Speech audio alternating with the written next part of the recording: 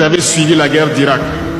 Un gros mensonge qui a été inventé, soi-disant de possession d'armes de destruction massive.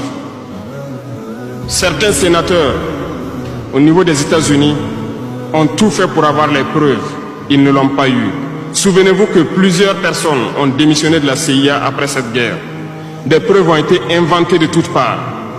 Des services secrets occidentaux les ont aidés à fabriquer des preuves. Et on se souvient que le même Niger a été accusé en son temps en montant une fausse convention, un faux contrat de vente d'uranium à l'Irak. C'est le même processus qu'ils ont voulu amener la dernière fois pour soi-disant que le Niger vend de l'uranium clandestinement à l'Iran. C'est du déjà vu.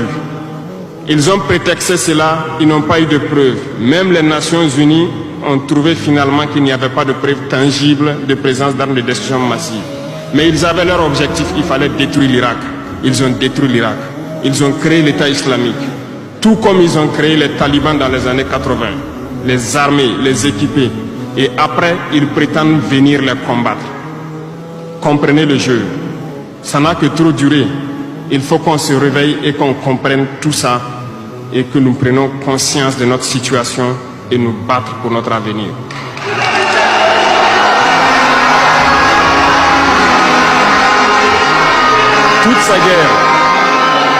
Toutes ces guerres ont été inventées, passant par l'Irak, la Syrie, la Libye, dans le but de déstabiliser le monde à leur profit, parce que nul ne doit pouvoir les égaler.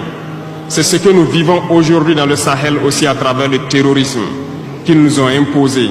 Parce qu'ils trouveront toujours des Noirs qui vont s'exciter et qui vont prendre les armes contre leurs frères noirs. C'est ce que nous vivons. Ils n'ont jamais quitté ce modèle. Malheureusement, beaucoup de gens leur donnent raison à cause de quelques billets de dollars.